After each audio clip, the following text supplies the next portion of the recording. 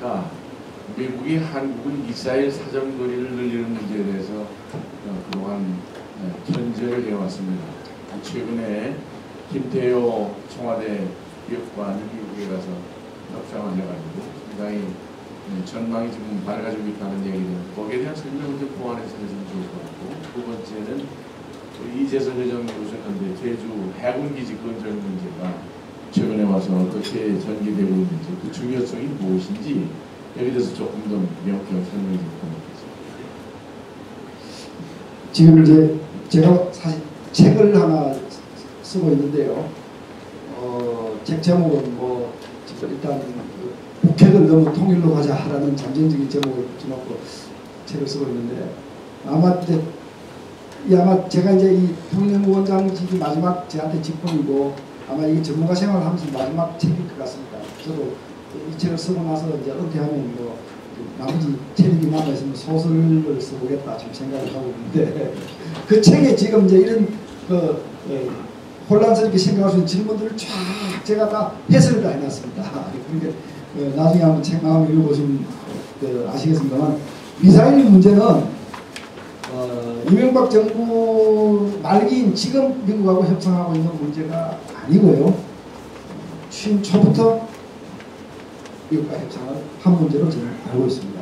그리고 그렇게 해야 한다고 많은 주문을 쏟아낸 사람 중에 한 사람이 또 저희였고요. 그런데 지금 북한이 광명성 같은, 광명성이 뭐 사실 장거리 미사일이죠. 그리고 장거리가 아닌 남한을 전문적으로 때릴 수 있는 적절한 사정거리 가진, 이게 스커드 C 미사일 이상입니다. 500km 이상 사정거리. 이것만 해도 뭐 1000기가 넘게 배치가 되어 있고, 그러다가 핵을 탑재하면 핵미사일이 되는데, 이게 바로 북한이 큰소리 치고 우리를 위협하는 일방적인 비대칭 위협이죠. 아주 전형적인 비대칭 위협입니다.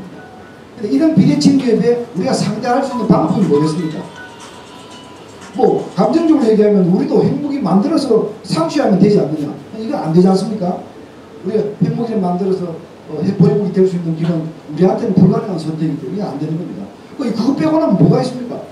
우리도 억지력을 갖는 거 말고 방법이 없습니다. 그러니까 핵이 안 되면 미사일 분야에서라도 억지력을 강화할 수밖에 없다. 이게 사실은 뭐 논리적으로 다른 길이 없는 겁니다, 여기에.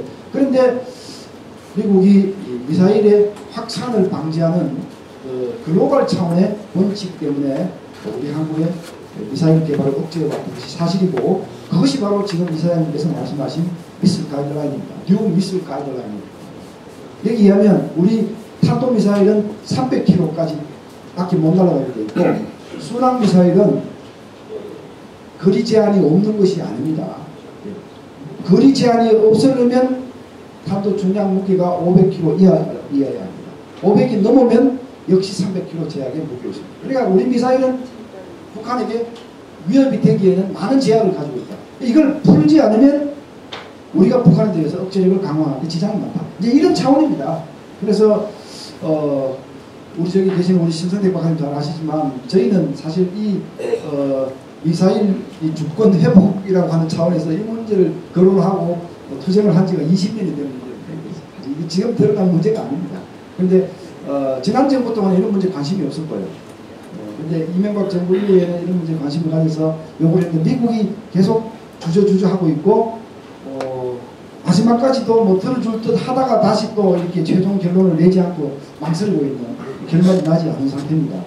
그래서 저희들은 현 대통령 임기 안에는 반드시 이 문제를 매듭지으셔야 한다 하는 입장을 가지고 계속 옆에서 건의를 하고 있는 상황입니다. 미국이 아직 결단 내리지 않았습니다. 그러니까 기회는 지금이 좋습니다. 우리가 요구하는 건 몇 킬로? 바깥에서 저희 같은 전문가들이 요구하는 사정거리는 800km. 그 정도 거리면 북한 전역을 우리도 타격할 수 있고 심리적으로 국제력을 강화할 수 있다. 또 그보다 더 길면 주변에 중국이나 일본 같은 나라들한테 불필요하게 자극을 줄 수 있기 때문에 너무 길어도 좋지 않은 측면도 있습니다. 해군 기지 문제는 뭐 다 여러분 공감하시겠지만, 대한민국 국토 크기가 세계에서 109번째 조그마한 나라죠. 그리고 바다도 뭐 중국하고 당장 배타적 경제 수익이 중복되고 사실 우리 봐도 굉장히 좋습니다. 다른 나라에 비하면. 그러니까 우리 국토 남단에 해군 기지를 만들어서 우리의 외견을 넓히겠다라고 하는 이것은요 다른 얘기 아무것도 할 필요가 없습니다. 사실 그 하나로 온 국민이 기원하고 해야 됩니다. 온 국민이. 거기에다가 좀 더 붙이면 우리가 무역 국가로서 GDP는 세계 14, 15위, 무역 양은 세계 8위, 9위. 참 어마어마한 무역 대국이고 해운 대국입니다. 그런데 무역의 99%는 전부 다 바다를 통해서 이루어지고 있고 그 무역선 전부는 제주도에서 대만에 있는 남방항로로 다 통과해요. 유조선도 마찬가지예요. 그런데 그 남방항로에 우리가 항공모함이 있어서 보낼 수 있는 게 아닙니다. 지금까지 사실 우리 유조선들, 무역선들이 자유롭게 항해할 수 있었던 가장 큰 원인은 솔직하게 말씀드리면 미국의 7함대와 5함대입니다. 예? 그 나라들이 미국의 5함대, 7함대가 인도양, 남중국해, 동중국해 커버하는 소위 해양 치안을 담당해 왔던 게 사실입니다. 그런데 시대가 변하면서 미국의 역할이 줄어들고 또 우리가 우리 역할을 많이 해야 되는 이 과정에서 우리 손으로 남방항로에 대한 이 통솔권을 넓히겠다는 거예요. 이건 뭐 너무나 당연한 죽고 사는 문제입니다. 근데 왜 이런 문제가 쓸데없는 논쟁의 대상이 되는지 저희들은 이해할 수가 없습니다. 특히 이제 우리 이사장님 모시고 저도 뭐 가톨릭에서 활동을 조금 이렇게 하고 있습니다만은 가톨릭의 성직자분들이 펼치고 있는 세 가지 논지 정말 이해하기 어렵습니다.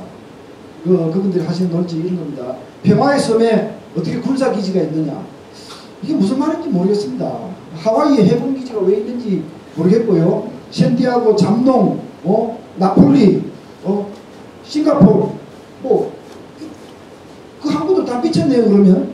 그러니까 왜 이런 초등학생들조차 이해하지 않는 이런 얘기를 성직자들 왜 주장하는지 모르겠고요. 지금 샌디아고 같은 항구, 이런 항구는요, 민군 겸용으로 개발해서 아주 번영되고 있고, 호놀룰루 같은 데는 하와이는 인구 100만에 관광객이 100만이 넘습니다, 항상. 호놀룰루라고 하는데 거기에 7함대 있지요, 태평양사 사령부가 들어있지요, 어마어마한 군사기지인데 그 군사기지 때문에 하와이가 관광이 안 됩니까? 오히려 더 잘 되지요.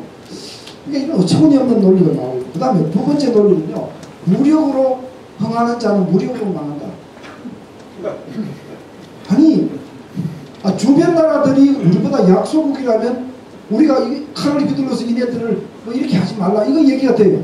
주변 나라가 우리보다 훨씬 더 강한 나라들인데 무력을 가지고 뭘 하려고 하지 말라. 그러면 제주도 어디 말아도 오면서 땅 달라고 그러면 그냥 여기 있습니다 하고 줘야 되겠네요? 예? 도대체 이런 얘기가 왜 나오는가? 예? 정말 어처구니가 없고 할 수가 없습니다. 정말. 현재 주장하시는 것이 이 생명 중시, 환경 중시 여기 이제 편성을 해서 얘기를 하는데 그렇습니다. 원칙적으로 다 맞는 얘기죠. 환경을 지키고. 그런데 인류 역사가 환경 파괴 역사 아닙니까? 인류가 도시를 만들고 집을 짓고 한 것이 다 광야를 허물고 땅을 허물어서 거기에다 도시를 짓고 그럼 환경이 파손되면서 인류 문명이 꼽힌 겁니다. 결국은 이 문제는 그 환경이 파괴되는 만큼 더 큰 이익이 있는가 없는가 그걸 따져서 하는 거거든요. 우리가 천성산을 통과하는 터널을 뚫고 고속철도를 놓은 이유가 뭡니까? 천성산의 도롱뇽 죽지도 않았어요. 근데 도롱뇽보다는 그 경제가치가 크기 때문에 그렇게 하는 겁니다. 이거는 무조건적으로 주장할 것이 아니라 개발을 하든 뭘 하든 환경과 인권을 생명을 중시해야 한다. 이런 원칙선이 거쳐야 되는 문제지 이걸 반대로 들은 거다. 구름비 바위가 어떻다 무슨 바위가 갑자기 이름이 붙여지고 바위에 그런 바위 제주도에 많습니다. 굉장히 많습니다. 저도 환경이나 인권을 무시하자는 입장은 절대 아닙니다. 그러나 우리가 처한 사정이 안보 이익을 많이 발생시킬 수 있는 것이 제주 해군기지다 이렇게 판단된다면 추구하는 것이 옳다 그렇게 생각드리고 현황을 아까 보여줬는데 제가 알기로 금년도 예산은 거의 삭감이 됐지만 작년에 이행하지 못한 공사가 있기 때문에 지금 공사는 진행할 수 있습니다. 이제 내년부터가 고객 겁니다.